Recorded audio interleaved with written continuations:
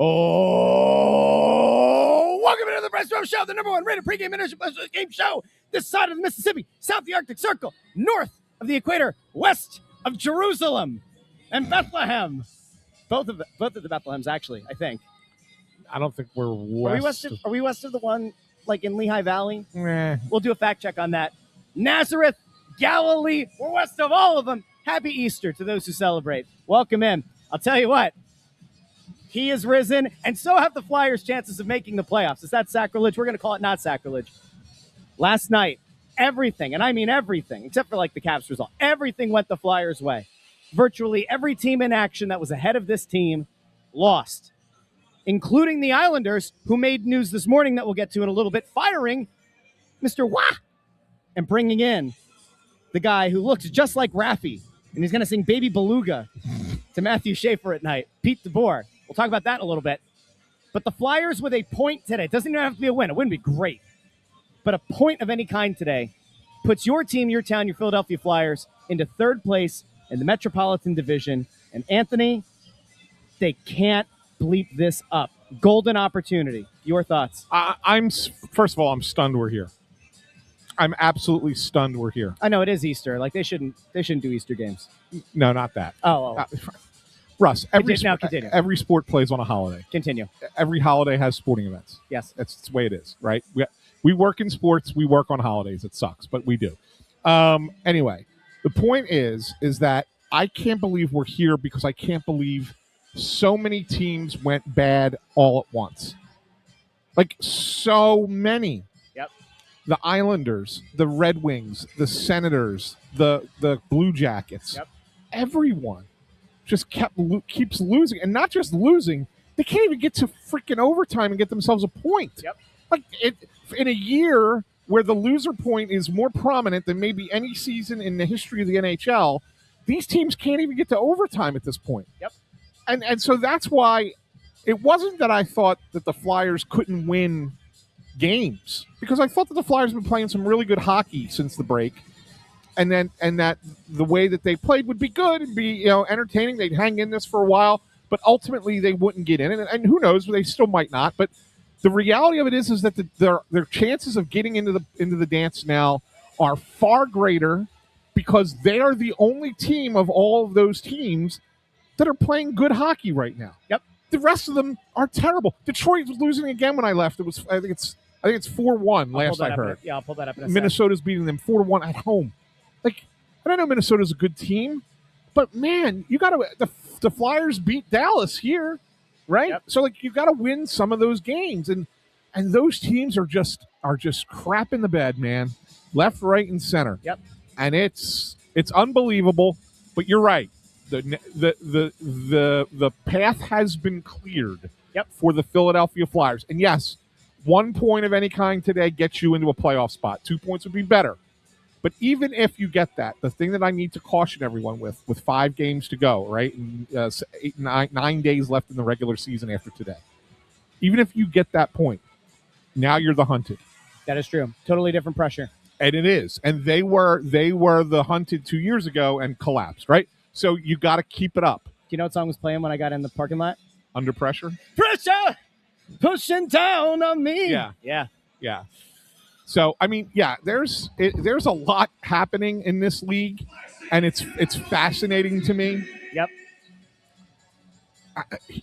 Let's take a look. So this is as of this morning. This is not with any live results, anything. Are you going to put that up on the screen so people can actually see it? Well, I could try. I mean, you know how these things are. Let's try. There you go. You like that? You like that better, Andy? Andy? At least they could see it. Well, I could try. Well, part of it is, too, I want to show people the win-loss over the last 10 games, right? So, So kind of to your point, the Flyers right here, 7-3-0. You look at the teams ahead of them. Detroit, 4-5-1. One of those wins happened to come against the Flyers. The Flyers in regulation, right? Ottawa, 5-4-1 in their last 10. Boston, 6-3-1, although 2-game losing streak, including last night. You look at the Islanders, 3-7-0 in their last 10 games. Even the Penguins, who've been fine, they're 500, right? 5-4-1.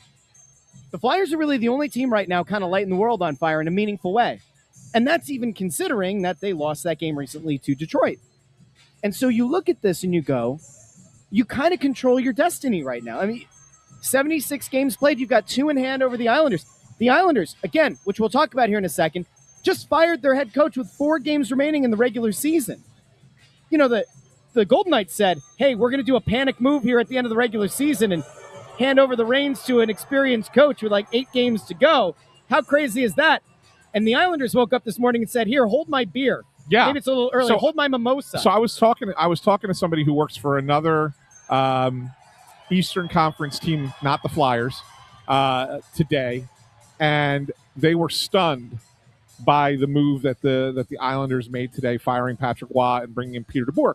And the rationale was, because I brought up, Vegas did this with Torts, and he said the difference is Vegas has players that they feel like that they can win and go on a little bit of a run. They're in a bad division. They can get to the Final Four, and then you never know what happens once you get there. So at least in Vegas, you can kind of understand it's intended to light a fire. Yeah.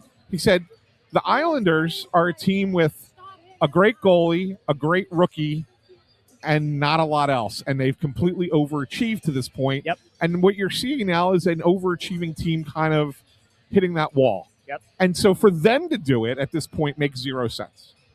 Right? And I agree with the guy. Like it's crazy what the Islanders are doing.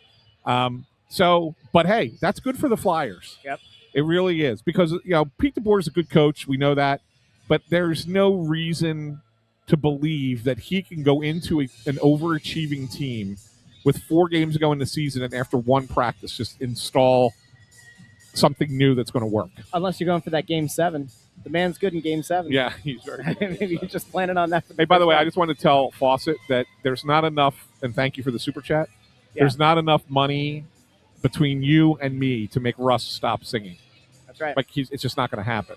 He sings nonstop. You should see us when the show's not live. It's true. He's standing up here singing the whole time. I sang Celine Dion the other day on my show a little bit. Yeah, it's with Cody Beach, right? Cody Beach taking Martone. Yeah. Yeah, here. And I did it, but I did it with a French Canadian accent. So the vowels are a little bit more like nasally enclosed. You know what I'm talking about. Yeah. Go ahead, sing a little Celine for us. No. I know you can. Near, far, Like, wherever they are. Heart will wherever go on. you are. Yeah. I can hear. Yeah. That's good. That's Maybe good. I'll just do that in the background all show. But no, so real quick, looking at this, right? Yeah. So this is why people are excited. And we've been saying for a while now, don't focus as much on, there we go, I got the cursor, you can see it.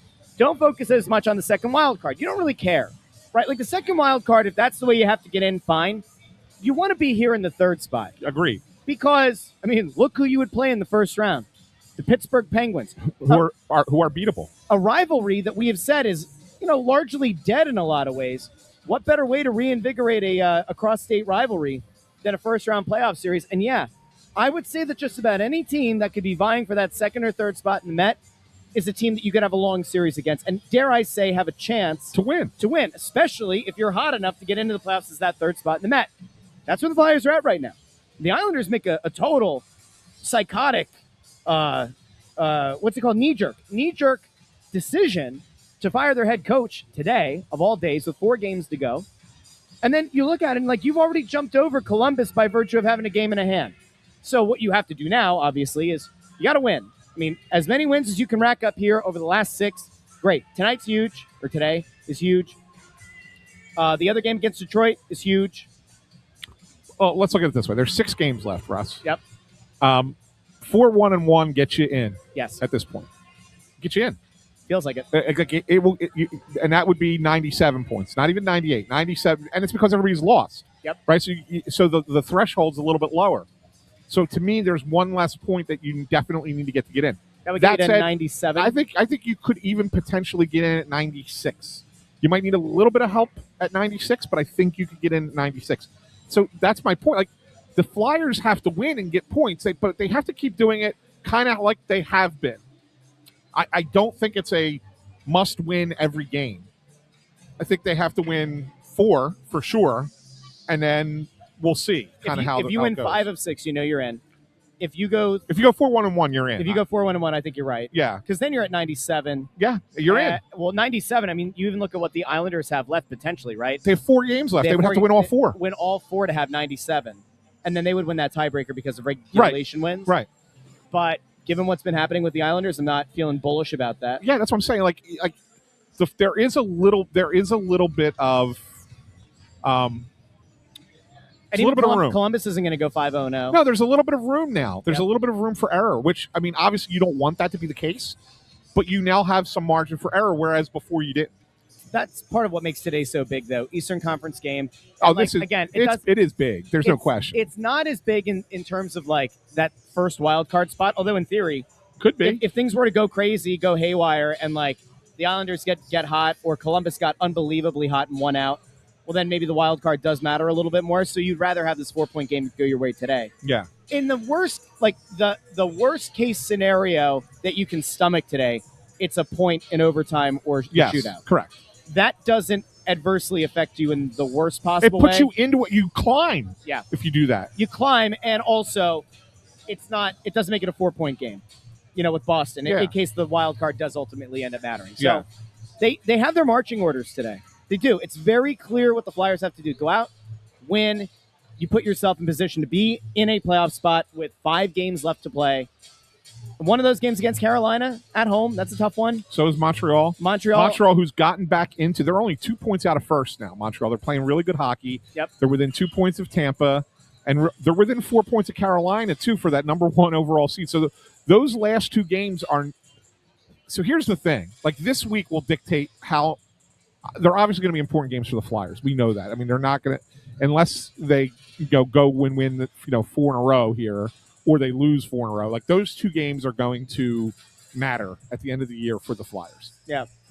Whether they matter or not for Carolina or Montreal remains to be seen. And I think a lot of what happens this week with those 2 teams will dictate just how important they are for them.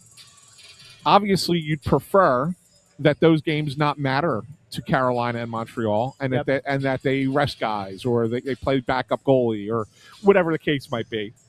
And it's not nearly as important for them, so that the Flyers can go out and try and win those games if they need to. But there's a real chance that those games have meaning for the Hurricanes and the Canadiens, and in which case every one of these games, except maybe the Devils game, is going to have both teams playing for something. Devils are probably just going to play a big spoiler, so you can't take that game too lightly. You can't take any game lightly, right? But I'm just saying, like, the point. What I'm trying to say is there's a real possibility that 5 of the 6 games has meaning to both teams in the standings. Yep. Yes. By the way, for those who are kind of wondering, and if you're out there and you're thinking to yourself, is it really going to be a 3:30 puck drop? The answer is no. We've been told it's a 3:47 puck drop. Yeah. So we'll be doing this show for a bit here. We have another half hour or so to go. If you have questions, comments, concerns, drop them in the chat. If you have a super chat, we'll get to it 100%. If you don't do a super chat, we still love and appreciate you. We just might not get to all of your questions here. Yeah, one thing I wanted to bring up, Russ, and it's so funny because the last time we were live on camera, you broke a rule. No, I didn't. We're not talking about that. You violated a rule. No, I didn't. All right? Yeah, that's your opinion. And you used a derogatory term to describe the way, and I don't fault you because I think you were right in the moment. That you used a derogatory term. To describe the way that one Matvei Mishkov played in the last home game here against Detroit. You weren't wrong. It was a terrible game by him. He then goes. He listens to the Russ Joy show. He then goes to the heard island. That, and he heard me on Friday. And he goes to the island. Bemoaning a 12-game goalless streak. And has a pretty damn good game. He did. Pretty damn good game. Matvei, I mean, listen, I think it's great that you listen. I do. I think it's awesome. I'm glad that we help with the English studies. Immersion, it is a good technique. He had a heck of a game the other night. I mean, it was about as good of a game as we've seen out of him the entire year. Well, I mean, I think the game in L.A. might have been even a little bit better, to be honest. But I'm saying among the best games. Certainly among his better games, for sure. But here's the thing that was most impressive to me. They needed it. Yeah. Because the other guys who had been playing well maybe weren't playing as well in that game. Martone only had the one shot, right? So it was like, okay, it was his first NHL back-to-back. It was a little bit tougher for him. Forster, you could see, other than the great back check on the power play when the Islanders were going to have a shorthanded opportunity, he breaks up the play. That was a phenomenal play. But I think you could see that Forster was fighting it a little bit, having not played in so long, and now he comes back, and his first 2 games are on consecutive days, right? So he was fighting it a little bit. Zegers gets banged up early, barely plays over the last 2 periods.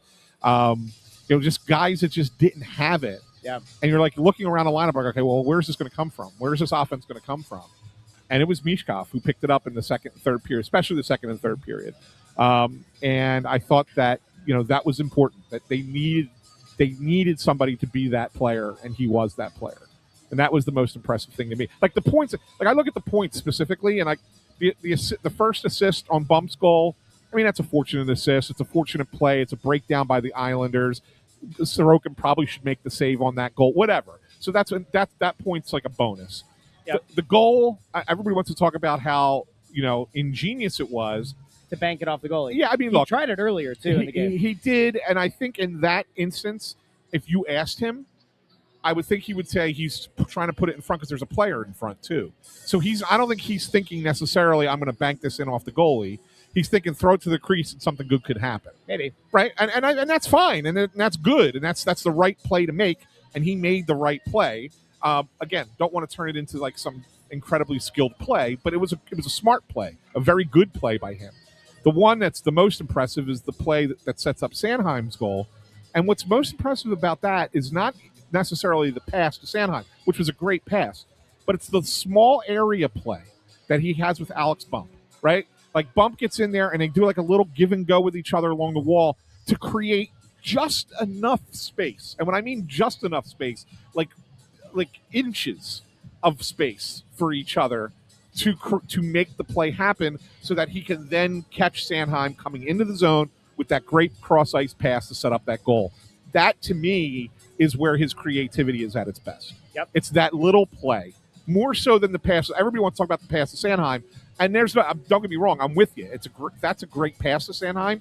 It's the small area play with him and Bump that is what makes that play go. That play does not happen. That pass to Sanheim does not happen without those little passes that creates enough space for him to make that pass. I'm trying something here that I've never seen before. So we have the ability to try to set a. I love when you play with toys and I've never tried them before. Well, it's new. This is like a new thing. It says type 1, 2, or 3 in the chat, and it'll give you a vote. So if you're on Twitter, if you're on Facebook, or if you're on YouTube, and you want to vote in the poll, if you send a 1, a 2, or a 3, it's supposed to do this. So I guess try that in the. So now we're just going to get a bunch of chats that are 1, 2, 3, and they're all. There we go. Look at that! It worked. Hey! But that is cross-platform. Look at that. Yeah. Come on now. That's not so bad. I like it. Don't pull the 1s and 2s up, intern. Yeah, I was just showing people we're doing it. Oh, okay. Yeah, but no. So what I think is the one thing I don't like about this, Russ. Yeah. Is it allows you to influence a vote. So by us putting the poll up and people can see where the poll's at. Oh, well, no, you can see it anyway. If you're on YouTube and you vote, you can see it in real time. Oh, really? Yeah. You can see it without. I thought maybe it came up after your vote was populated. Oh, after it's populated. Yeah, but that's my point. Well, no, I don't know. That might not be true. That's what I'm saying. Like I know on Twitter, when you do a poll on Twitter, you can't see what the results of the poll are until after you vote. Got it. Right? So Yeah. I don't know if YouTube's the same way. If it is, then that's what I'm saying. Peter, to answer your question, the poll is just here on the stream. It's not actually living on YouTube or anywhere. You just put in the comments on whatever platform you're watching on a 1, 2, or 3. 1 for Martone, 2 for Bump, 3 for other. 1 Michkov. Sorry, 1 for Michkov, 2 for Bump, 3 for other. Yeah. And it'll tabulate your vote. Yeah. This is interesting. Look at us. New toys. Come on now. Hold me closer. Tony Danza. Yeah. Do you do Tony Danza as the thing there? Hold me close now. Tony Danza. Yeah, instead of Tiny Dancer. It's like that British comedian. I forget what the guy's name is, who has all the misheard song lyrics. Oh, the misheard song lyrics are good. That's a very funny bit They that are he good. does. They are good. Yeah, it's a very funny bit that he does. Yeah. Yeah. All right, well, somebody has put the poll over Shill Anthony and watch Michkov numbers go down because a bunch of Comcast bots defend Tocchet. All right, here, let's move it real quick. Here we go. Put it over Shill Anthony. Oh, look at that. No anti-Michkov agenda here. No. So there you go. All right. And remember, I'm going to stop the poll and see what happens. I don't actually know what happens. I'm not the Oh, one. you can resume the poll if you want to bring it up later. This is exciting, Russ. This is exciting. I'm excited. Remember that I'm not the one. I'm sure that was Tony Louis who made that comment. Remember, I'm not the one who criticized Mishkov after the game the other night. That was Shilljoy over here. It was. You know what's funny? There was a guy on YouTube. It was on my channel. So I have, for the most part this season, been like, hey, show Michkov some grace, trying to figure out the left wing. Then he moves to right wing. I'm like, listen, he's good. He's going to figure it out. It'll be fine. The first time all year that I call out a critical note here that, like, it's been 12 games without a goal, and he's got to be better. He goes out and he puts together a good game. One guy on YouTube commented on 4 different videos of mine going, Russ, you should delete these. You look like a jackass. It's like the show was recorded in the morning. The game was played at night. That's not how this works. Well, I had to be critical. Yeah. I think 12 games without a goal is a perfectly acceptable time frame to be like, hey, Matt Bay, time to put the biscuit in the basket. You know, when Konechny goes 10 games without a goal, I say, hey, Travis Konechny, it's time to put the biscuit in the basket. This is what we do here. You know? Yeah. So Michkov got himself back on. How about Alex Bump? We had a little conversation about young Alex Bump. He was bumped out of the lineup for 2 games. Barkey remained in. There was the thought that Grunstrom would come out and Bump would remain in. It didn't happen. He gets back in the lineup in place of Barkey, who you mentioned has been kind of playing through it. Yeah. And, I mean, Bump's been really good. And he had a hell of a shot the other night. Well, I wouldn't call it a hell of a shot. Again, I'll tell you that Ilya Sorokin should have made that save. Like, that's a shot from the far wall. Like, I mean, that's not in close kind of thing. Like, that's a save and clear. Like, nobody's screening him. Like that. He needs to make that save. I thought Bump was fine. I mean, he only played 9 minutes. Let's not make it like Which he is was wild. The production in 9 minutes is pretty solid. Okay. Good job to him. Yeah, all right. Making those. He made 2 plays. All right. I mean, I don't like overdoing it, right? Because it's things like that, Russ, where you overemphasize how a player played. Then all of a sudden, it's like, well, that means that he's going to have that level of excellence at all times, when it's not the case. I didn't say that. Like, well, no, but that's how it gets interpreted. Is what I'm trying to say. I know you didn't say that, but that's how it gets interpreted, right? Got it. And so, like, therefore, I just say temper it. Look, it was good. He played well. The 9 minutes he played well. It's going to be similar today. Just get used to it. Like, Yeah. he's probably going to be the lowest shifted player in the lineup today. I'm going to forward wise, anyways. And I just think that's just the way it's going to be, because they're playing like they play playoffs, and the fourth line matters. They're a defensive line. They get out there and they play a lot. I mean, Coots has been great as a fourth line center. I've noticed something, and I don't know if I want to bring it up now or when Bundy's here. What's that? You should notice it too. Maybe I'll wait till Bundy's here. It typically would involve Bundy. I'll let you know on the side. But there is something that's very interesting that's going on in this building right now. Anyway, we'll come back to it. Okay. So, but speaking of, Bump is in the lineup again tonight, obviously. Detroit just tied it. Did they really? Yeah. Did they really? It was 4-1. Allegedly. Hold on. I think it's 4. I thought it was 4-3. This is why we can't have nice things. Here comes intern. It's 4-4. What a killjoy that intern is. Sorry. Yeah. Way to go, intern. You just had to poo-poo and pee-pee on the parade. And that game's being played on True TV. And Greg, just to let Greg Mack know, that's not necessarily the case. Coots is not necessarily playing winger. It's kind of a hybrid kind of situation where if the draw's on the right side, Glendenning's taking the draw. If the draw's on the left side, Coots is taking the draw. And then based on where they are on the ice at a particular time will determine who's the first guy in and who's F1, F2. They're kind of whiffed on the shot, playing it by ear, as the game goes on. So it's not that he's specifically playing wing. So anyway, there's a good question there. No. And if the Flyers make the playoffs, do you think it changes their thought process moving into the offseason? No. Their thought process is going to be the same in going into the offseason. And it was going to be the same whether they made the playoffs or didn't make the playoffs.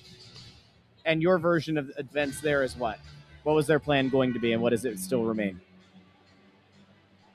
What do you mean? What is it going? What do you think that their plan was going to be going into the offseason? They're going to try and add players to this roster and make it better. Yep. Like, that's going to happen. That's what they're going to do. you think there would be an impact trade? Yeah. I mean, it's either that or you're going after an RFA. One or the other. I mean, so yeah. I mean, yes, I think so. And we talked about this, right? Like if you're going after an RFA, you say, "Oh, geez, do I want to give up 4 first-round picks?" Well, yeah, but you could trade Risto and get a first-round pick, and then you already have Toronto's first-round pick, and so even though you're giving up 4, you still have 2.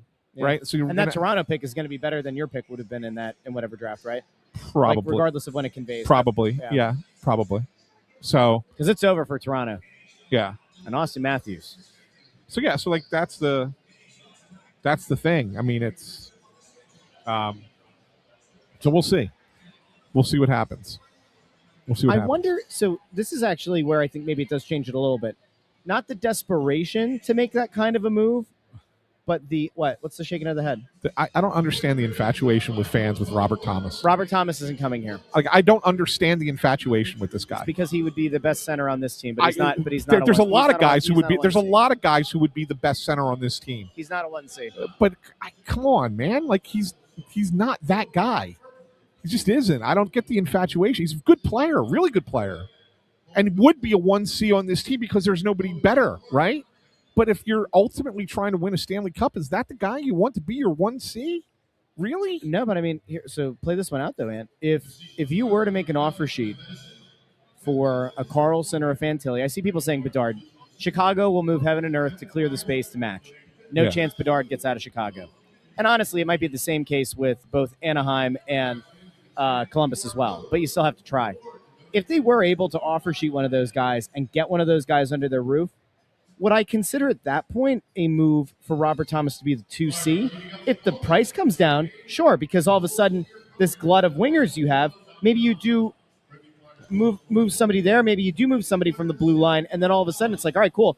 That center depth, which has been non-existent, now all of a sudden if you've got Thomas as your 2C and Carlson or Fantilli as your 1C, you move Zegras back out to wing where they seem to think he's better suited. I'm not saying it's what they will do, just noting that that would certainly flip the whole center situation on its head. And then maybe it's not Robert Thomas. Maybe there's another 2C that becomes available somewhere in the league. And if you do get an offer sheet guy, you say, all right, screw it. You don't need to go that far, Russ. You just don't. What do you want to do? You can get if you get a legitimate. If you go out and get, I'm playing devil's advocate here, right? This is a hypothetical situation, but let's just play along here and say, okay, you go out and you get the Leo Carlson, RFA. Yeah, you're fine with Dvorak and Cates at 2 and 3. You're fine. You don't need to overdo it. You got contracts, people that are going to need to get paid soon. You can't go out and just like, well, let's go get this guy and go get this guy and go get this guy, because then you end up being in the same situation you were in before, where you're giving out contract after contract after contract, and then if it doesn't work out, then you're stuck. Yeah. Right. So you don't need that. To me, you only need a 1C. There's no question about it. But once you get a 1C, if you're playing Dvorak and Cates at 2 and 3, penalty on Detroit, you will see. Oh, okay. That works better because they now slot into those spots, right? Oh, all right. It doesn't make sense right now because they're playing as basically your 1 and your 2C. If you go to 2-3 with them with a real 1C, then you go, oh, okay. Now it kind of makes more sense. You don't need to overdo it. So, just to give everybody an update, because you're watching us, which means you're not watching the other hockey games. Patrick Kane committed a trip on Quinn Hughes. Minnesota goes to the power play with 3:37 remaining in the third period. Okay. Tie game, 4-4. We'll keep you posted. Yeah. Today's game. When you look at this thing, and we talk about the importance of this game, and we try not to oversell how important it is, but obviously it's a pretty freaking critical game, especially if things were to go a little bit helter-skelter in the Met. You don't want them to. But if the Islanders get hot, if Columbus gets hot, whatever. Today's game is as important, less important, or more important than the game the other night against the Islanders. It's less. Did I important. give you equal? It's as important. Yeah, as important. Less it's not important, as or more it's important? not as important as the game the other night against the Islanders. I tried to tell everybody that going into the week last week, that the Detroit game was not as important as the Detroit game here was not as important as the Islanders game is, and this game is not as important as the Islanders game was. That game was the most important game. You bought yourself the space now. You're 1 point behind them with 2 games in hand, right? So you bought yourself the space. Obviously, tonight's game is an important game. I'm not trying to diminish it, right? But let's just say, for kicks, right? Let's just say the Flyers lose tonight in regulation. You're still 1 point back with a game in hand, right? Yep. So you still have that opportunity to jump ahead of the Islanders. Yeah. Okay? You still have that. Now, it becomes a little bit more complicated because now you're even with Columbus on games and even with them on points, and they have a tiebreaker. So something else kind of needs to go your way as well. So that's why it's important to get at least a point tonight. But it's not as important as that Islanders game was. If they would have lost to the Islanders, the season was over. It would have been season over. Right. Season was over if they would have lost to the Islanders. Scores! Minnesota! 5-4 Minnesota. Just took the lead with 1:51 remaining, and it was former almost Flyer, Kirill Kaprizov, with the power play goal. So now Minnesota is up 5-4 on the Red Wings. You know who I miss? I miss Doc Emmerich. I miss Doc so much. I don't know if you're like that. I'm not saying Kenny Albert's not good. I'm just saying I miss Doc. I feel like Doc took games to another level. I mean, it was a great broadcast. I mean, my favorite national broadcaster for hockey was Gary Thorne. All right, Gary was great. Yeah. I mean, I like Doc. I mean, don't be wrong. ESPN didn't bring him back when they got the rights back? Yes. Yeah. But then that's because ESPN doesn't know what the hell they're doing. I'm being serious with that. They really don't. So yeah, I mean, I love Doc Emmerich too, but Gary Thorne on ESPN, that was to me hockey broadcasting at its finest on a national level. He had a great voice too. Yeah. He knew the way that I always evaluate broadcasters is does their voice and level of excitement, does that match the moment of the game? Like Gus Johnson, when you're in like a critical moment and there's a big play, Gus Johnson's awesome. But like Gus Johnson could also make like a game between two teams you've never heard of in the first quarter. There's a big catch made, and it sounds like, it just won the Super Bowl, right? Like there's not quite that level of nuance. You know who I think the best announcer is right now, though? Do you have like a power ranking of best announcers in sports? In sports in general? In sports. National broadcasters. Your top few. I'll give you a couple. I'll give you a minute to think. I've got Kevin Harlan. Love Kevin Harlan. I've got Mike Tirico. I like Mike Tirico. I wouldn't put him number 2. Really? He's good, but I wouldn't put him number 2. I think about the versatility of Tirico. I love the versatility of Tirico. Tirico could just as easily call an NFL game as he could an NBA and also like anchor the Olympics. Okay, but I'll give you a perfect example. Who else does that, and that's local? Tom McCarthy. Yeah, and I think he does baseball and football. His football and basketball.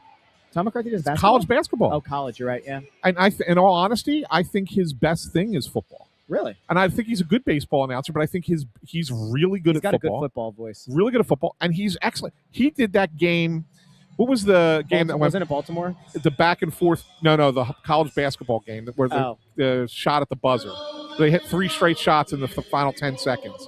They alternated, and I forgot which game was in the tournament. That wasn't UConn. No, that was it was early. It was early. Might actually have. I forgot which game it was. Was it the Kentucky Santa Clara game? No. I can't remember. That was whatever game was in Orlando. He was there because he was. We were in spring training and he went over to Orlando. I forgot which one it was. Anyway. Let me see. So I've got Harlan. I've got Tirico. Who else would you throw in there from the national broadcasters? Like you can't look at baseball and feel the same way. Like I know people didn't always like Joe Buck. But I thought Joe Buck was actually an okay baseball announcer sometimes. I really like Joe Buck. John Miller and Joe Morgan together doing Sunday Night Baseball. That was great. I don't think you've ever reached anything that gets to that same level on like the national stage. They haven't been able to replicate anything close to that. No. I think Joe Davis is on his way. I think he'll get there. He's good. I think he'll get there. Iron Eagle, that's a good call by Sean. Yeah. Very talented. Very good. Oh, okay. That almost looked like it went in. Red Wings are empty net. 47 seconds remaining. Oh, we just had an overskate by a Wild player. Hey, same old. What? You don't have to sit here. What happened? You can go somewhere else. What's the problem? What, the first 30 minutes of hockey talk we did wasn't enough, and so we spent 5 minutes or less talking about announcers. That's too much? Yeah. Okay. Well, Yeah. good to know. You guys like John Forsland? It's okay. Yeah. It's fine. It's my Carolina bias coming through again. I thought he was great. Yeah. Him and Trip Tracy were a good duo. They were a good duo. 10 seconds left. 9, 8. So I'm in a delay, too, so we'll see.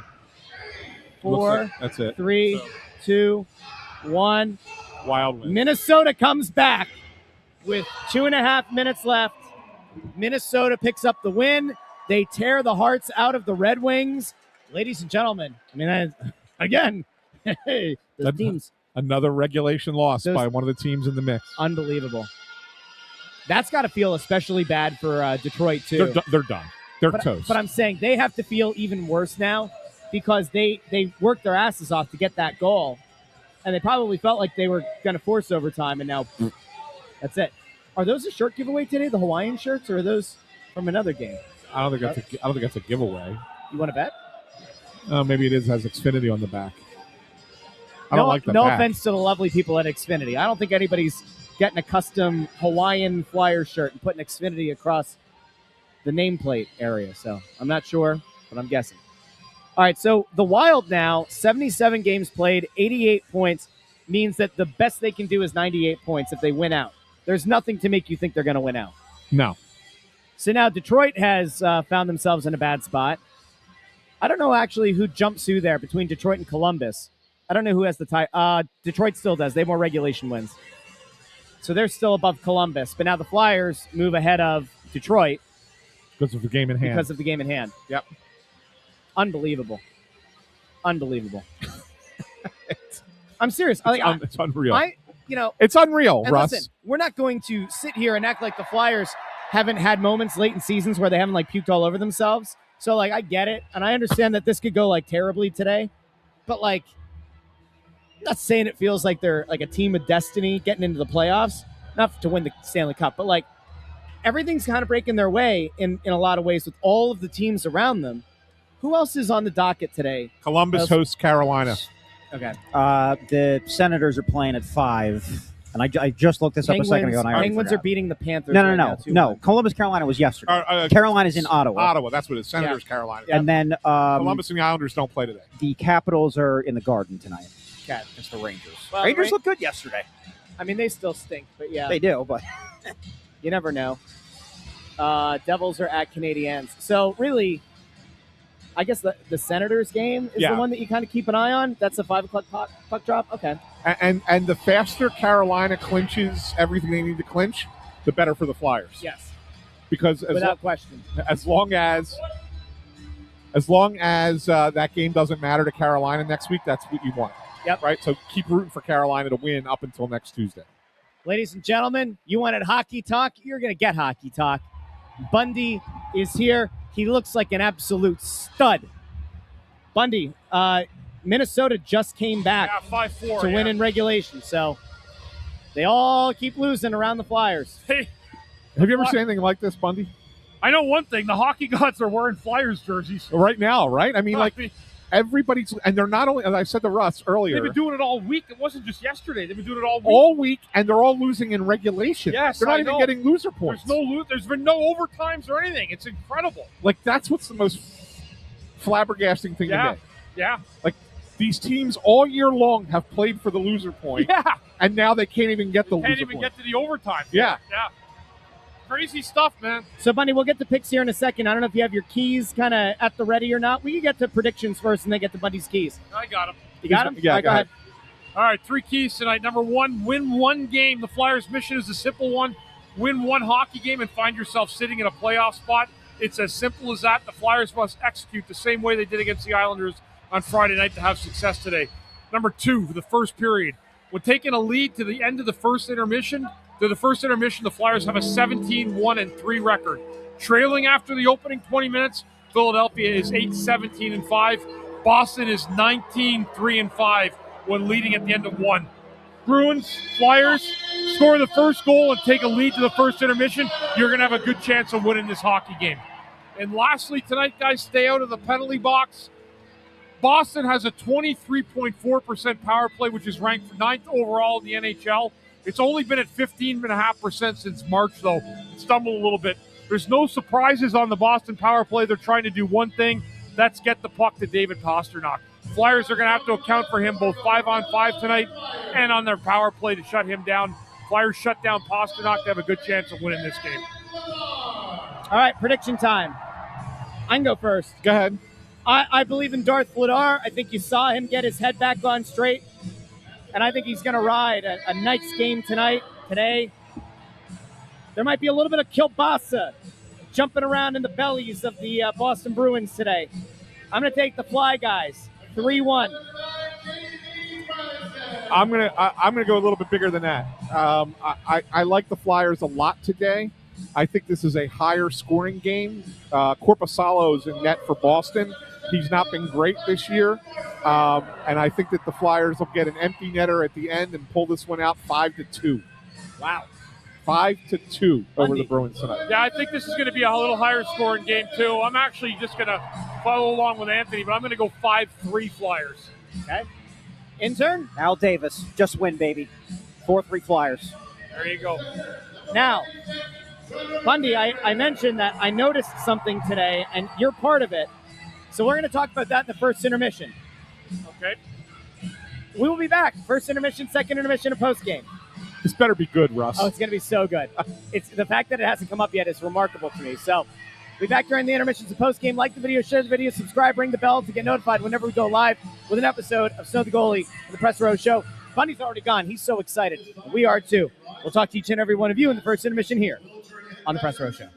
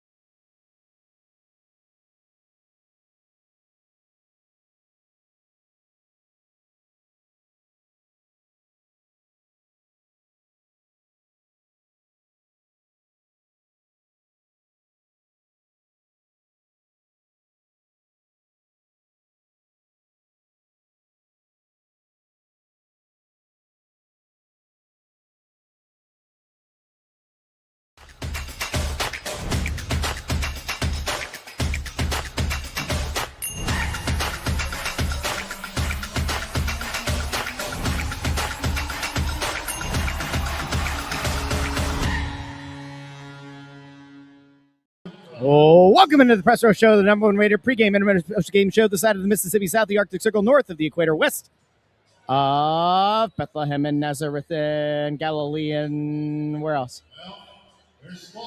That's it. It's Easter. Okay. Welcome in. Hope you're having a great day. Hope you're having a happy Easter. Passover's still going over, I think, as well, right? Isn't Passover 8 days like Hanukkah, I think? So, happy Easter. Happy Passover. Happy nothing if you're an atheist. Find a tree. Give it a hug. Oh, see, look, they're doing the ceiling lights. Should we talk about that on the air? No? Maybe? No. No? Okay. There you go. Then we won't. You may hear the musical stylings of Lauren Hart here in a little bit as she's mounted up over here with the Mike the organist. She's got her guitar ready to go. But I will tell you, guys, before this game even got started, how about the fact that we had a little God Bless America For the first Pregame. time in years. Yeah, apparently. No yeah, Kate Smith. Yeah, no Kate Smith. But apparently that planning was kept kind of secret. But it started, from what I'm told, the text messages and phone calls started when the Flyers were up 3-0 against the Islanders the other night. Oh, okay. That was when the discussion started. Should they bring Kate Smith, or should they bring God Bless America back for this game today? And that's when the discussion started. And they decided to do it, and they did it. Cool Flyers tradition, I guess. I don't think that the younger fan kind of embraces it quite like the older fan does, right? But yeah, I had no problem with it. I'm going to put a poll up over on the Snow the Goalie YouTube channel. So if you're over on the Snow the Goalie YouTube channel, by all means, feel free to weigh in with your thoughts. Should the Flyers bring back Kate Smith? If they're going to do the God Bless America, should they bring back Kate Smith? We're going to put that up in a poll. Oh, boy. And we'll let people... You're opening that can of worms, Well, so I put a poll on Twitter, and it was 80% said yes, they should bring back Kate Smith. I'm not surprised. I mean, I think that the Flyer fans will support that. You think so? Majority, yes, 100% yes, 100% yes. I don't mean that the answer will be 100% yes that you should bring her back, but I 100% yes think that the Flyers fans would overwhelmingly support that. Oh wow, big boy! Hey, Flyers fan, thank you very much. Last year you said the Flyers would bring back God Bless America. Are there any talks of the Flyers considering bringing back Kate Smith for the duet? So yeah, I don't know. Like, I was not aware of. And thank you for the super chat. And I was not aware that this was happening tonight. I was told last year that there was discussion that they would potentially bring it out at some point. My guess is that the plan would be to bring it out when games started mattering a lot more again. And by that I mean, big games for leading into the playoffs and big playoff games. Kind of like it used to be. Like, it wasn't. Do I think it got watered down sometimes in the past? I do, but I think that the original intent of it was for big games. And let's be honest, last year there weren't any, and for much of this year there weren't any until now. Right? This is the time they have a chance to jump into a playoff spot. So they viewed this as the time to bring it back. Now, whether Kate Smith is going to be part of it, that's a whole nother question. That's a whole other can of worms. Obviously, Russ puts the poll up for people to look at and to vote on, and then we'll see how people vote. I tend to think Flyers fans would say yes. Bundy, would you agree? I think it would be an overwhelming yes. Yeah, right. Like, I think fans do want that back. I just think that they have to. You got to remember, Comcast is, as a business, they are tied in politically with a lot of things, and I think on both sides of the aisle. But I think that they have to be careful not to upset too many people. So I think bringing the song back was easy. Bringing Kate Smith back might be a little bit harder from that perspective. That's how I view it. So the Twitter poll right now is at 85% say yes. Yeah. The YouTube poll is currently at 86% yes. I'm not surprised. I think that enough time has kind of passed. Now, if it comes back, I'm sure that somebody will light themselves on fire, and they'll tell all 15 of their followers on Blue Sky how they feel. But I think there'll be an op-ed in the Inquirer, and probably at the New York Times or something. You know what? Who cares? I know. That's what I'm saying. Who cares what they write? I think that at this point, there's been enough time. There's been enough context around Kate Smith as well.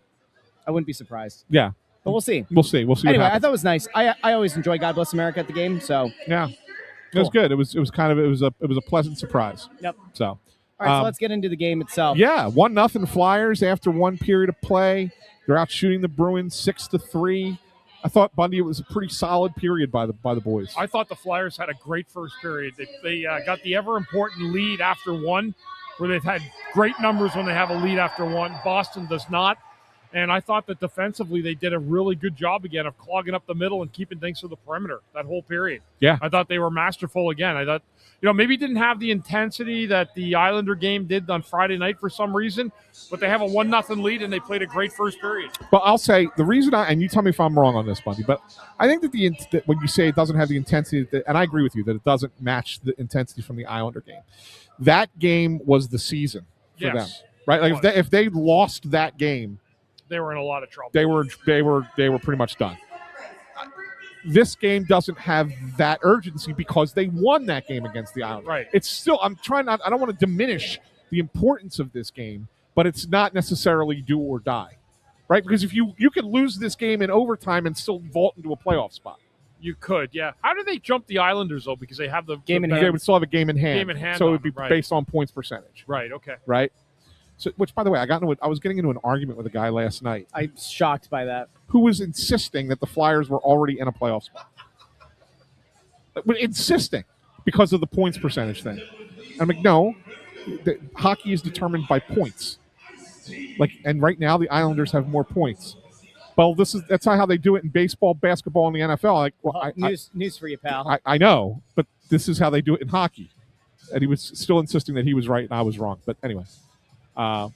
Point being, I'm sure that went over well with you. Yeah, I eventually gave up. I was just like, you can't be this dense. You're just, I think you got to just be doing this to try and troll me, and I'm out. See ya. You hit him with a Mr. Wonderful. I'm out. Yeah. Good for you. Yeah, I'm out. So anyway, how about the goal? Porter Martone made the whole play happen from his own zone with a beautiful little touch pass right to Dvorak, who skated up the ice, went short side on Korpisalo. But I'll tell you what, and Bill Meltzer said it on a tweet, but I've been thinking the same thing. If you let up on Martone's passing ability, you're going to pay for it. Yeah. That guy makes great plays as well as being a shooter that's always ready to pull the trigger. Bundy, it's so rarely talked about. And Russ and I brought it up. We're talking about it pregame, but because the other night, the most impressive play that I thought that Mishkov made was on the Sanheim goal. It was the little small area plays that he was making with bump, the little passes, right?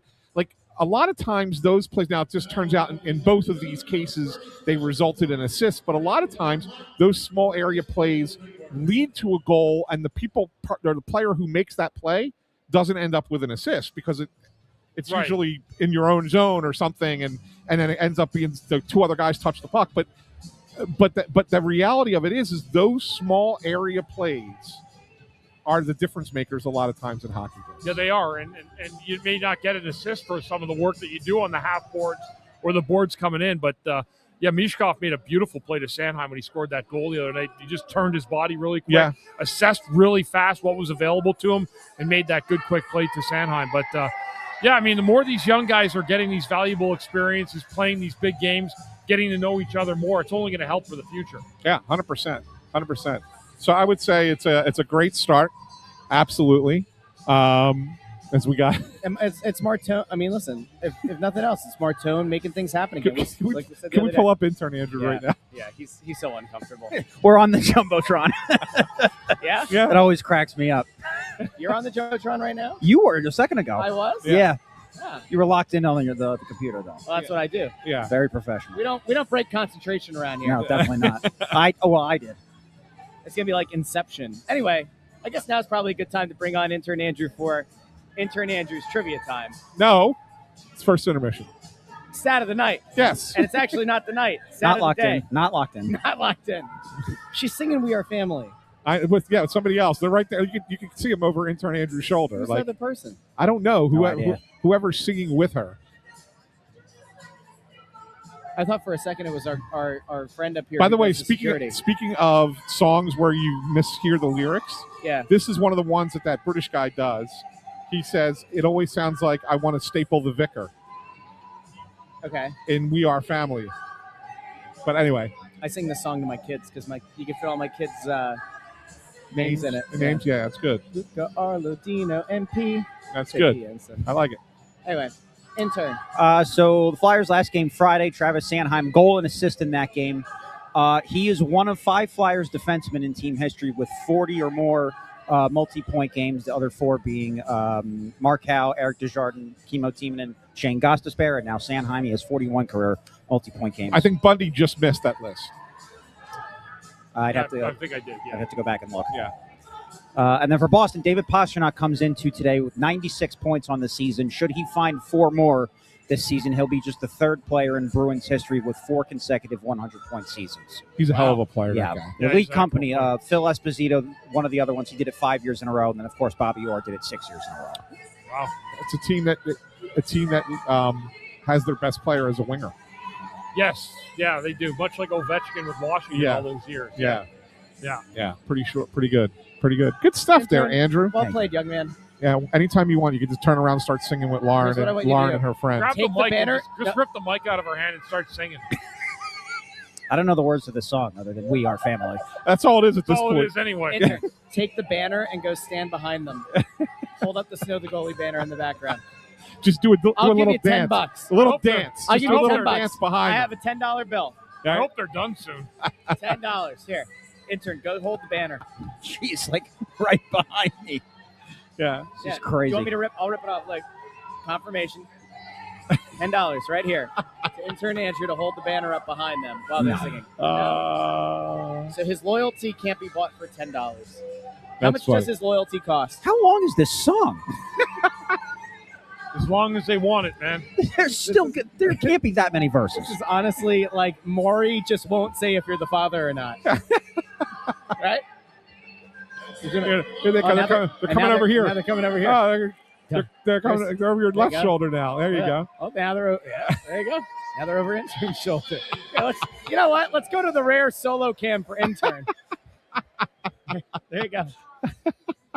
There you go. Oh, that was funny as hell. What an intermission. That was funny as hell. What a something. Thank you, intern. The longest song. That was longer than Freebird. I don't think they're done though, because I think Lauren's getting another guitar here. Oh, She's going to do another song. Thank okay. goodness. Yeah. Can't just stop at For one. some reason, when I see that guitar, all I think of is WWE wrestling. You think about Jeff Jarrett? Just smashing the guitar right Yeah. over someone's head. That's all I can think of with that J-E, guitar. double F, Yeah. J-A, double R, Yeah. E, double T.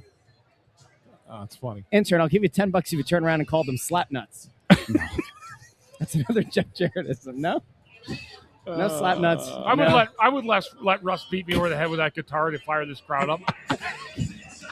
I would do it right now. That actually is a perfect Can I lead-in. ask one question before you go to the transition? No, because there? this is such a good transition. No, but please, this is really funny, and because I think it would be great.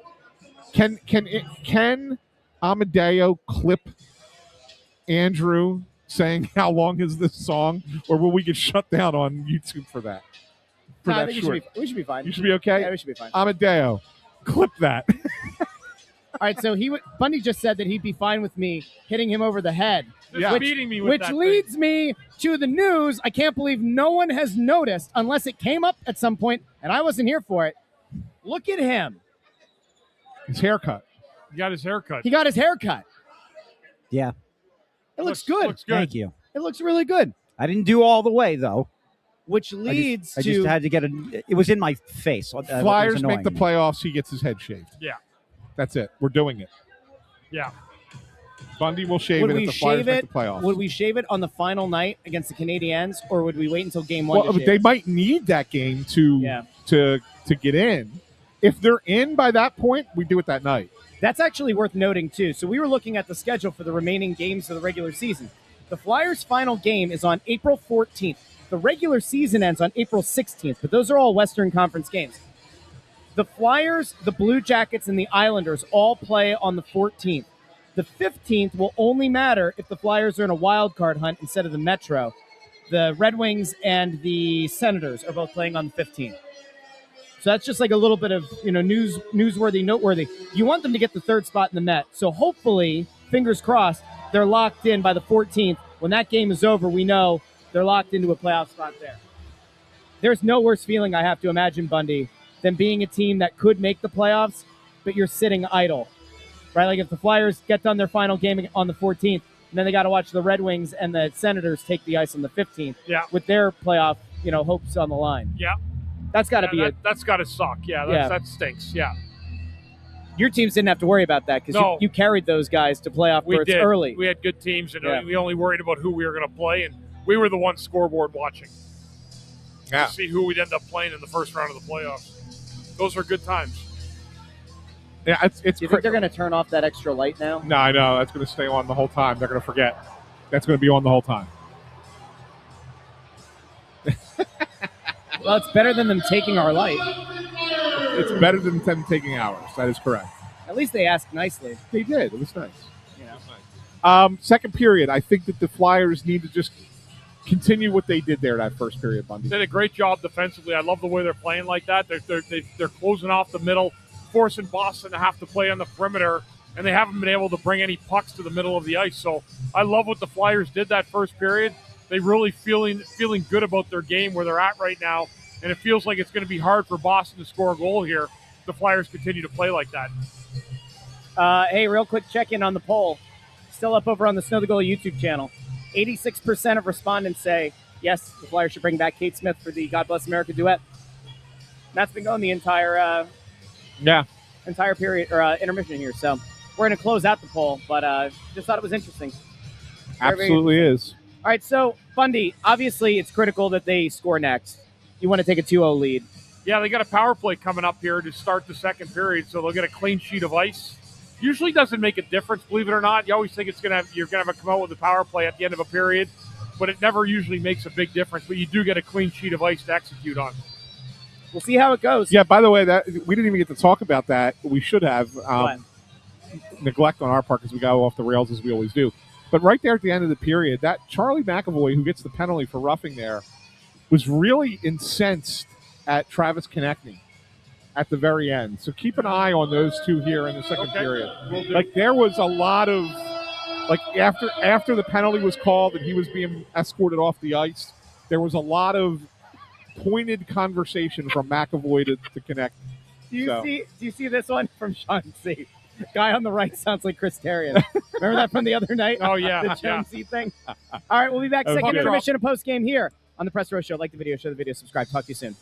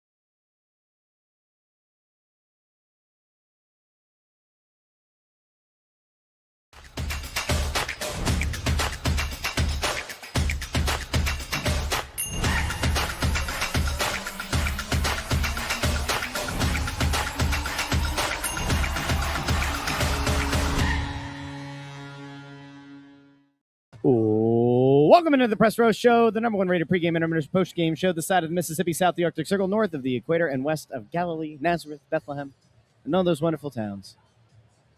Some great towns. Still 1-0 Flyers. They're out shooting Boston. They've had more power plays than Boston. They have converted on just as many, 0, as Boston thus far, although Boston will have about a minute and a half remaining on the power play to start the third period.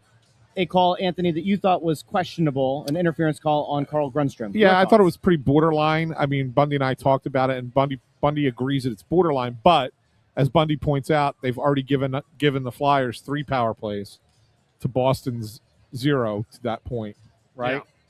So might have been just a hair late on. I hated it too, but I mean, yeah. But you could see certain refs calling that. Yeah. So that's kind of where it was. Right. I mean, that kind of play used to happen regularly, all the time. Right, yeah. regularly. But now they got to kill this off. You don't want to give Boston. Although you pointed out pregame one of the keys, and I didn't know this, so it was good information from you that their power play has kind of dropped off. Yeah, it has. Of late. It's only operating at about 15.5% since March. Okay. Yeah. Yeah, but overall, it's been a pretty good power play. 23% of the year. Right. Yeah. So this is going to be a big kill for them. It really is. It's probably, Russ always jokingly asks Bundy what the most important part of the first 5 minutes is of the third period. Well, there it is. They'll be getting the kill. It's killing that penalty. Yeah, absolutely. Yeah. Absolutely. So, but kind anyway. of odd period there for the Flyers. I think the one thing that you obviously hope doesn't come back to bite them is the inability to score on the power play. And I'd even argue it's not just the inability to score, it's the inability to maintain sustained pressure. Even get set up. And Bundy and I were talking about this. And look, I know the analytics in today's game say it's better to carry the puck into the zone with speed. Every team does it, right? You sit there and you watch. It's kind of like that slingshot maneuver where they get to center ice and then they drop the puck to a guy skating full speed out of the zone, and he picks it up and carries it into the zone with speed. You have a much better chance or a higher percentage chance of getting it set up that way, right? Flyers always seem to struggle with that, though. And so it makes me wonder if there would, and I'm not saying you do this every time, but maybe every once in a while just give up on that, Bundy, and just dump it in and go get it. Power plays before, that's all they were. It was a dump, right, and then you'd go outwork the other team for puck possession. Right. Everything's changed now because coaches don't want that anymore. They want possession. They want you to enter the zone under control with the puck and then seam out from there. Like when you get in the zone, where are you going to find guys on the half boards or wherever they may be? So that's the difference in it before. Instead of hammering it and then sending 2 guys to the puck on that one defenseman, that to me is your bread and butter. But coaches and players don't want to do it anymore either. Yeah, I get it, and I understand that. But I'm just saying, like, if you can't do what the thing is that you're trying to do, then maybe try something different. Yeah, I'm not saying every time, but maybe you do that and you get set up a little bit quicker and you get going, and it's like, okay, all right, now we're set up. Maybe you score a goal. Now you feel a little bit better about it. And next time you can go right back to carrying it in. But whatever. If you keep the defense guessing as to what you're going to do, it might help. I don't know. I'm grasping at straws, trying to find some solution for the worst power play in hockey. It's putrid. I can't believe that we would ever long for the days of the Rocky Thompson horror show, but it really does. Well, no, it wasn't. It was just as bad last year. Right? I mean, it's terrible. It's the personnel. Really, what it comes down to. They don't have guys that get shots from the point. No, we don't have that big hammer on the point that just blasts that puck. Right. I don't know what he gets. That's the biggest problem, more than anything else. I mean, they actually move the puck okay once they're set up. Like I don't think that they're poor at moving the puck around. Yeah. They just don't get shots to the goal. Got shots to the net and score goals, and that's part of the problem. So the not so special teams. Yeah. I'll tell you what is special. What's that? Special to us, special to the people who watch, special to this program. It is the second intermission, which means it's time for that special feature everyone looks forward to. Time for trivia time with intern Andrew. Oh, so do soon. Do you guys have your instruments ready? Have them. I'm wondering, though, do we do the tune of the Easter parade? Remember the Easter parade? No. Easter bonnet. I don't know that song, Russ. Anthony was around for it. It was in black and white. You really don't know that? Wow. No, yes, no.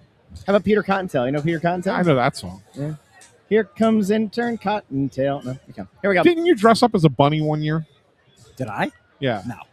That's a missed opportunity. Do you have a pink bunny suit at home? I do not. I'm sorry. How about for the playoffs, if they make it? No, we're shaving his head. That's the thing. Shave his head and put him in a pink bunny costume. Why stop at one? Put a hat on a hat. There you go. All right, here we go. Tune up the instruments, gents. Here we go. 1, 2, skiddly diddly do. Ching, ching, ching, ching, ching, ching, ching, ching, ching, ching, ching, ching, ching, ching. Thank you. All right, so how about this? Haven't done it in a little while. A little Bundy trivia here. Oh, Bundy trivia. I like Bundy trivia. So you, Bundy, played on Easter Sunday 3 times in your career. Okay. All 3 of them were the first, second, and third year of your career. After that, you never played on Easter Sunday ever Really? again. Yeah. Wow. So the very, very first one, your rookie year, let me get the date just to be exact, was here against the Pittsburgh Penguins, April 16th, 1995. It was a 4-3 Flyers overtime victory. And you, Bundy, had an assist, actually, in the second period. Okay. So, I want the goal scorer that scored on your assist. I want the Flyer that tied the game with 20 seconds left, and the Flyer with the overtime winner. Okay, so That's tough. We need 3 players from the 94-95 Flyers team. One who and all three of them were goal scorers, and Bundy assisted on one of the goals. Yes. Okay. So Rob DeMaio. No. that's a good one. I like that. Yes. Our old friend Ken Reggett was in goal again for this one. Was he? You just owned this guy. I owned that guy, didn't I? All right. 95. No, he wasn't here yet. I'm gonna go. See, I would want to say a defenseman, but you were always playing with Rico, right? So you I wasn't with Rico then, though. All I right. wasn't with Rico then. Not my first year. I was with Yuskevich, Dmitry Yuskevich. So all right. So let's guess Yushkevich. No, not him. Not Yushkevich. Okay. Well, so 95 though. We had Kevin Dineen on our team. We had Eric Lindros. We had John Leclerc by then. Kevin Haller. You assisted Leclerc. I assisted on Leclerc's goal? Okay. Yes. Kevin Haller. No. He was on that team. Yeah, right? he was on that team, yeah. Gary Goalie. No. He might have been traded by then. Peter Swoboda came over in a trade, I think. Was Rod the Bot on that team? Rod Brindamore was on the team. He had the overtime winner. Nice. Good pull, Russell. So we're looking for what right now? The Flyers scored the game-tying goal with 20 seconds left. Wow. So we got Leclerc, we got Brindamore.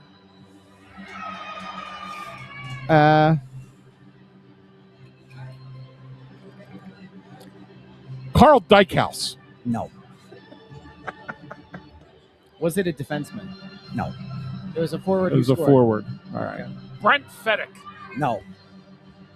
I think you've named the entire roster except for the last guy. This wasn't a Hall of Famer, was it? Not a hockey Hall of Famer. What other kind of Hall of Famer is that? I don't know if he do the Flyers have a Hall of Fame? Yes. Yeah. He was a good player. Michael Renberg. That is correct. There it is. Very good. So you don't remember that game, I guess? Bundy? I don't remember that game. No, that's going back 31 years. Do you think that guy I would don't remember that one in particular. No. Do you think that guy would take $10 for the bunny ears to put him on intern for the rest of the night? Who?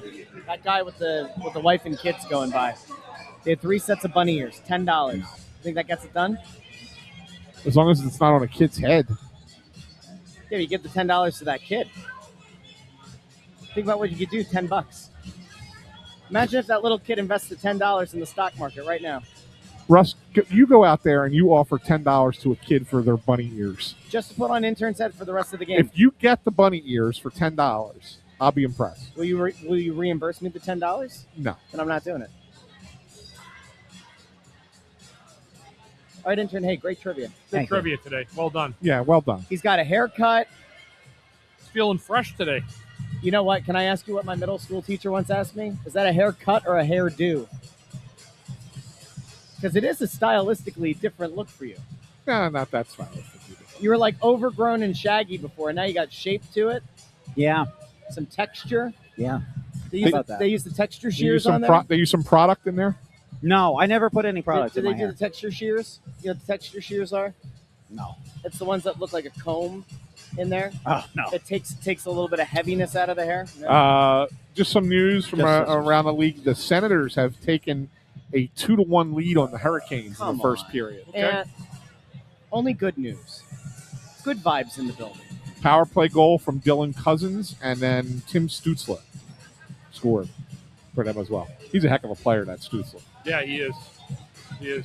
Really good player. Really good player. So What yeah, time did that game start? 5 o'clock, I believe. Yeah, it was 5 Man, o'clock. that's a quick turnaround for Carolina because they had to go from Carolina back up to Ottawa, and they played at 7 last night. Yeah. Yeah, Ottawa had an afternoon game at home yesterday. Yeah. Just under 7 left in the first there. And as we noted earlier, Caps play tonight against the Rangers at Madison Square Garden. Montreal plays host to the Devils. Both of those games with a 7 o'clock start. Yeah, I don't think that Montreal game really matters. I mean, the Caps game, Caps matter more if the Flyers lose today. Yeah. If the Flyers lose today, you got to watch out for Washington. Flyers win today. I don't know if Washington's got enough runway left. It would take a lot. Yeah. It would pretty Yeah, much it would take take a win out scenario for them. Yeah. Caps still have to play the Penguins twice. What? So the Yeah. Caps still have to play the Penguins twice. Yeah. Could be Ovi's last home game. Could be against the Penguins. Do you really think this is it? Who for has him? to play the Penguins twice? Washington. Cap- Washington? Okay. Do you really think this is Ovechkin's last year? It could be. I think so. Yeah, it's funny he didn't do a tour, though. You know, like I a know. goodbye tour. You know? I know. But I'm not sure that he's. I don't know. That like- makes- I'm not sure where that team. I think that team needs to go past Ovi. Yeah, I agree. Right? And as far as the building of that team is concerned, and I kind of get the sense that he understands that. He's not really bought in like he used to be, right? Like No. He scores you 30 goals, Yeah. but they're He's not. They're not like a team helping 30. Yeah. You know, they're him scoring like the empty net and he played great against the Flyers. He did. Last He had a week. good game against the Flyers. 2 good goals against the Flyers, but it just feels like something's missing in Washington that they had the last few years. They don't have this year. I miss the days of him running dudes through the boards. Yeah.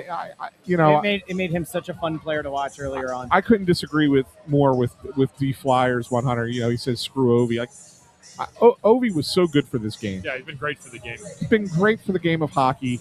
He's been entertaining to watch. No one ever thought that a Gretzky record would be broken, and he broke it. Like that's good stuff, man. Like I don't seem to remember Good him on ever him. being like involved in a scandal of any real sort either. No. The thing, he's a good you know, dude. You know what I think of when I I told think you of the him? one time he bought me dinner, right? Yeah. Really? Talking hockey right at the restaurant. Yeah. Really? Chop House in Washington.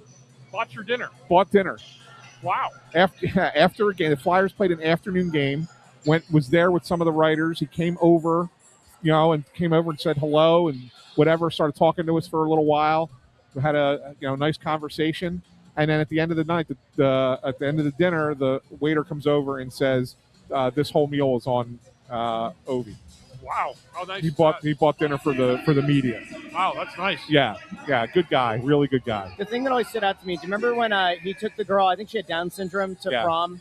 Yes. Like, took her out for the whole day. Like, I think she met the team, and that was really sweet. Yeah. And that was also earlier in his career. That's not like, super seasoned vet, like doing the good PR thing. Like, that was a young dude, and I thought it was really cool. Yeah. I had no animus towards Ovechkin. Never did. Goes down as an all-time great and did it with class. I know that people, there's a tie there, right? Like the Putin of it all, but like, the hell of a player. So. Second most goals in the history of Madison Square Garden by an opposing player, by the way. Ovi? 24, yeah. What's the record? 32 for Lemieux. He's not getting that. Yeah, no. Yeah. Not quite. Yeah, not going to get there. You ain't getting 8 today. 32 for Lemieux. Yeah. 32 goals. Wow. Jeez. At MSG. Is there anybody active who's close to Ovechkin? Like, do you have a list there of like the No, top five? it just gave me the top 2. Okay. That would be an interesting thing to see. I don't think so. I mean, who else would have played long enough Crosby, maybe. Crosby. in the Eastern Conference. Crosby would be the only one. Maybe Malkin, but I mean, it's got to be somebody who's got longevity and played against the Rangers a lot. Yeah. Right? I mean, so Crosby or Malkin, that would be the only other names I could think of, right, Bundy, that has been around long enough that could do that. Corey Perry, but he doesn't play them enough, right? Right. I guess what I'm saying, like it has to be somebody who's been in the Eastern Conference for a long time and plays the Rangers regularly. There was a game in 1989 that Lemieux had 5 goals at MSG. That doesn't hurt. He had a 5-goal night. So he was silky smooth. I'm looking here. No, that's dumb. That's not what I wanted. Anyway, we got about 2 minutes to go. Obviously, this is a gigantic 20 minutes. You're watching every team around the Flyers lose and lose in regulation. You have a lead right now. We said going into this game, you want the 2. Getting 1 is still in some way a little bit of a win. So, Bundy, you start about a minute and a half shorthanded to start the period. If they can get through that, what is the most important thing you think Rick Tocchet is going to be preaching to those guys in the locker room to focus on in this third and final frame? Well, don't turn pucks over. That'll be the first thing. Make sure if you're making a play, don't put it in the middle of the ice unless you're 100% sure. And keep establishing that forecheck and work in the offensive zone. I think defensively the Flyers are locked in really well in this game, and you want to continue on that path. But keeping the forecheck going and keeping it going in the north direction, I think, is going to be a big thing. You only got 1 goal. You're going to need to get another one, I believe, in this game. And that's the thing, too, is you don't want to fall into that trap of sitting back, right? Sitting back too defensively, and then you get caught off guard, and then all of a sudden it's a tie game. Right. You don't want to sit back and just kind of play hang-on hockey. You're going to pay for that if you do that. The Flyers have to continue to try to execute offensively while still playing really, really good, sound defense. All right, we will be back post-game. Hopefully it's following a Flyers win in regulation. That would be fantastic. But we will be here no matter what happens, and whenever it is over, we will be here for post-game. Do us a favor, like the video, share the video, subscribe. We'll talk to all of you post-game here on the Press Row Show.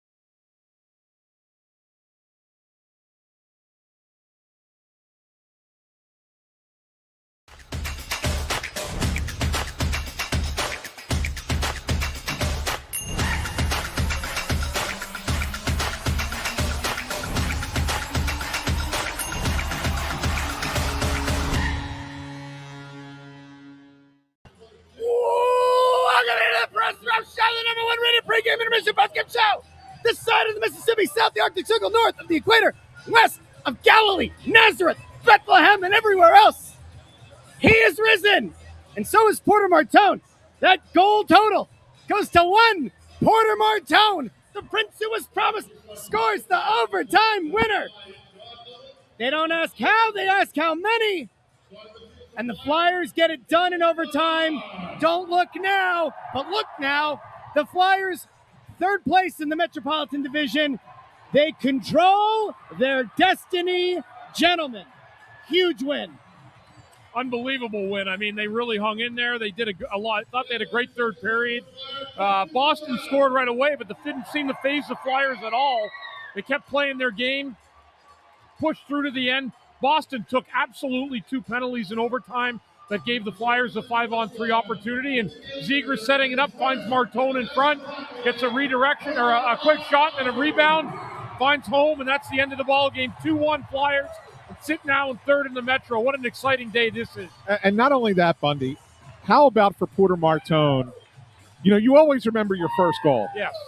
But to have your first goal be the overtime game winner in a game that puts you into a playoff position in April. Yep. Like that's unbelievable. That's storybook, right? It is. I mean, it is. That's pretty incredible. I love this from Fawcett. That's a Wayne Train goal right there. Yes, it is. Yes, it was.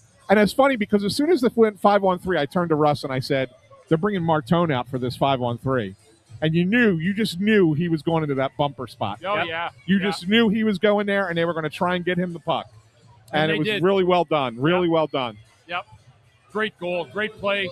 Great setup on a power play that was not good again tonight, during the regulation time. But, it took them to get a 5-on-3, get that opportunity in OT, and they capitalized, and they made Boston pay for it in overtime. It was a great goal. Martone set up shop there. I don't know how much time actually ticked off of that power play, but he spent every second in that exact spot.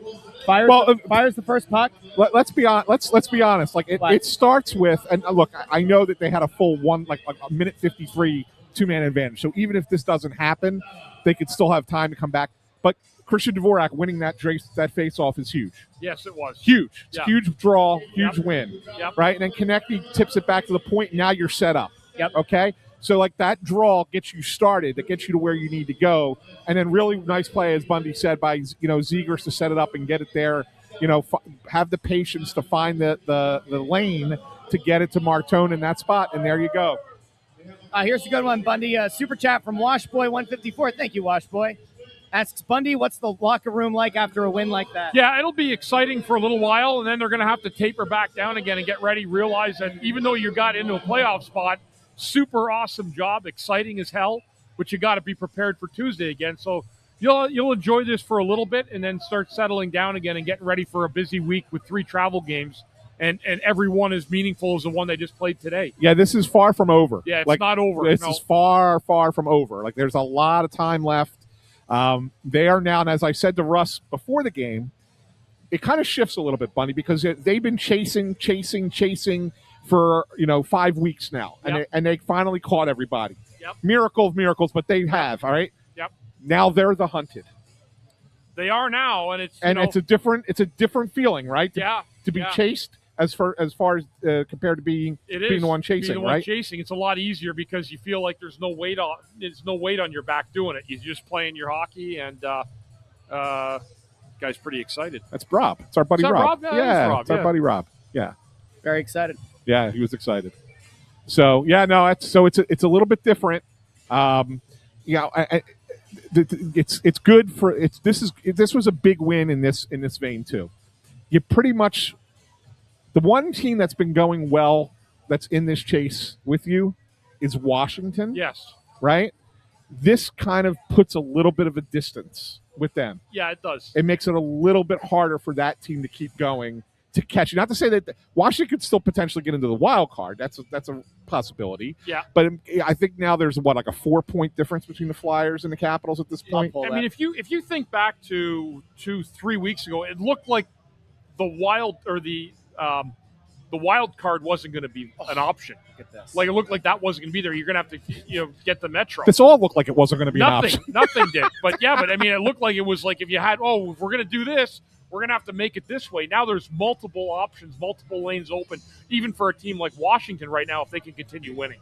Yes. If I may be so annoying, I want to show the most updated standings. Please do.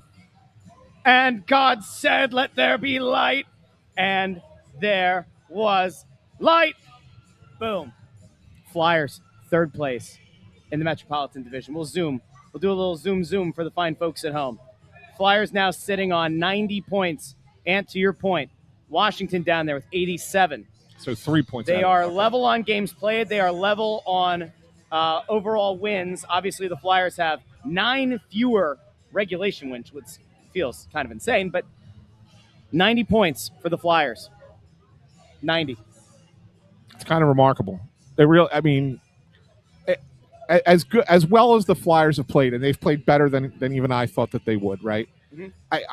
I looked at it back. I don't know, 6 weeks, 5 weeks ago, 6 weeks ago, whatever it was. And I said, even if they play as well as they've played, like the odds of them getting there are so incredibly long because they need so many teams to fail. Which is where I told you to just believe, Anthony. And it's been a perfect storm. Yeah, you told me. I told you just got to buy in. You were the one believing. You just got to buy in. Yeah, you were. But Mr. Heel Turn. Let's take a look at the Tankathon odds. Ton of work, though, to come like this Yes. week, though. They've got 3 huge games on the road that they got to take care of. And they got to fly to Winnipeg, which is halfway across the country. Yeah, for sure. There's no walk in the park. And then No, it's a one-day break, and then you're home against Carolina. So not only do you have that cross-country travel, and then it's and the Jets have been playing well. They've kind of gotten themselves back into the race out west for the wild card. The Flyers do play well in Winnipeg. Yeah, I do remember that from the past. So that gives them a little bit there. Yeah, we need the stamp, Russ. Oh, you're right. Yeah. Who's getting the shill stamp? You. Why am I getting it? Why did I get the shill stamp? Because you said because you literally just said I told you to believe. I told you to believe. Because that never happened until maybe like 3 days ago. That's not true. Simply not true. Simply not true. Amadeo, if you really want to be the best at what you do in your job as our video guy, you would go back and find clips of Russ all season long complaining about this team and complaining about them not being a team that should be trying to. What are we doing here? Yes. You should not be trying to make the playoffs. 100%. Yes. 100%. That guy on the radio hated the Flyers all year. Hunter. And now he loves them. I 100% felt like the best thing they could do this year was to get a high pick. Yeah. And what happened about 2.5 weeks ago? I looked at the math and I said there's no viable path to getting into that top 8. And so if that's the case and you're going to pick at 14 or 15, then I said, F it, go win all the games you can. It was 2.5 weeks ago. Yeah. I wanted them to go one way or the other. When you're kind of towing that line and you're riding the fence, that doesn't help anybody. So go win or go loose, but don't do the in the middle thing. And guess what? They've gotten unbonbelievably hot. It's so cool. It's so opportunistic. It's not. So opportunistic. It's really not. It's not complicated. It's a little bit of nuance. There's some nuance to it. Yeah. Thanks, Amadeo. Thanks for thing. giving me the salute. I appreciate you, my friend. So there you go. It's listen, this is massive. And this is why, in some way, January is so frustrating. If January doesn't happen, if the Vladar injury doesn't hurt, you might actually be in contention for the top first spot place. for the top spot in the I don't know if it's that much. I mean, you're talking 12 points, right? Yeah. Yeah, I don't know. I don't necessarily know if that. See you, Mike. Happy Easter, man. Have a great day. Happy Easter. You did a great job. Great job today. God bless America. Next we heard time, that. Yeah. The Stylings. It worked. Remember what we're going to do with that guitar next time, right?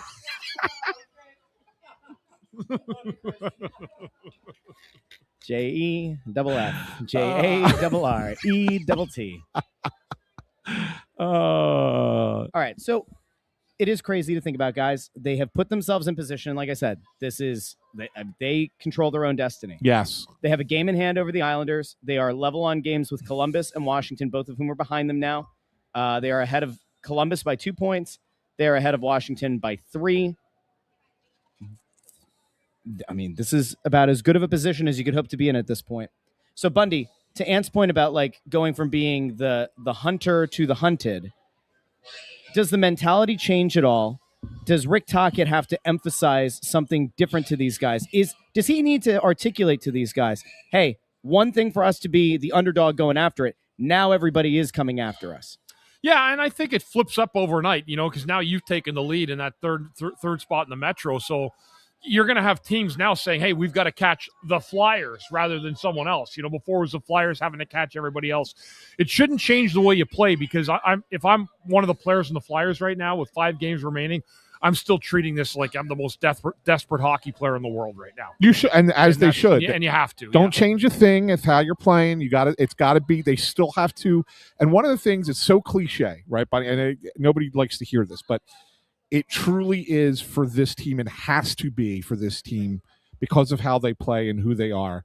One game at a time. One game at a time, yeah. And so, they can't look at this and say, it's for us to sit there and go, well, the next 5 games, X, Y, Z. For them, it's one game. It's the New Jersey Devils. Go out and beat the New Jersey Devils, and let's see where we're at after Tuesday. If win or lose, and then you reassess and say, okay, now we have the Detroit Red Wings. Let's see where we're at and determine.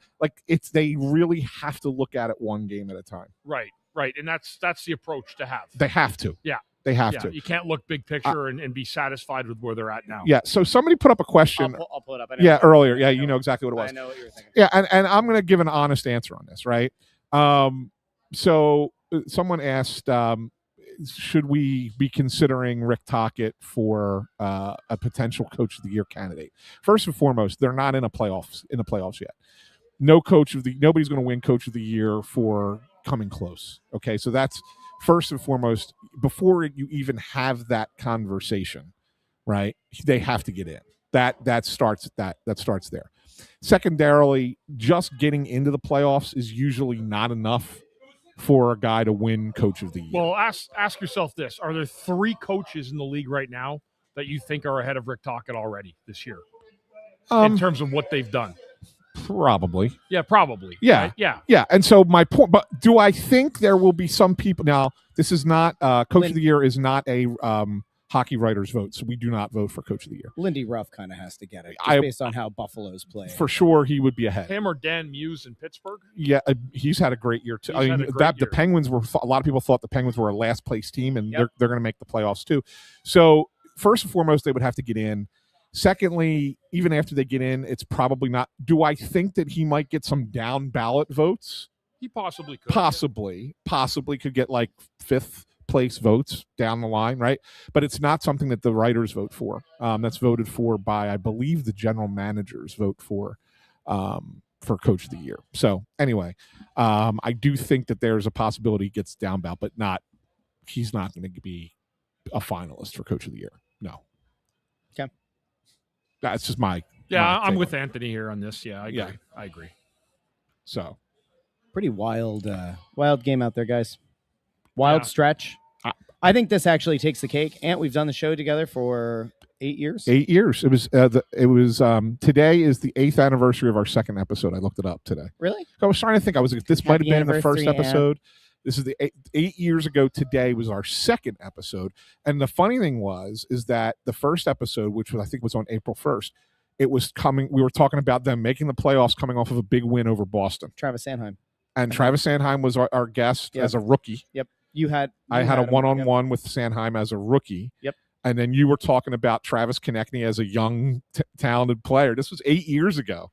And it was, hello, it's Russell Joy. Rustradamus. Russell Joy. Rustradamus. You can check that out Welcome on YouTube to or get your podcast. By the way, and I did double check because I was trying to think, when was the first time you said the Only Flyers podcast?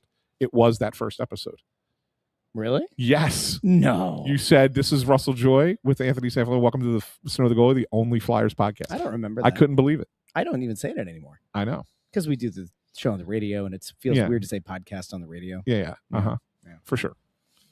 Even though, let's be honest, it's about the podcast. We love the radio, though, but it's about the podcast. Okay. We are back on Wednesday. Chickies and Pete's, Snow the Goalie Radio. Chickies and Pete's in Drexel Hill, which will be, I'm sure we'll get a good crowd out there for that one. That's at 6 o'clock. And then the following Wednesday, we are closing out the regular season in Warrington. Now, here's the real question, Ant. Yeah. Who at your company is going to talk to Chickies and Pete's about, we've got to do something for, like, if they're going to make the playoffs, we got to do something. Oh, it continues. Now, the contract at my company is if they make the playoffs, we continue doing them as long as they're in.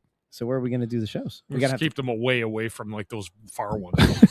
So the ones that are close to you. My suggestion is going to be Marlton, in all honesty, Or South Philly. or South Philly. I think Well, it depends on South- it depends on when the games are. I mean, that will dictate. South Philly. Obviously, if there's a Wednesday and they're playing that night, we'll definitely be in South Philly. Yeah. Have to.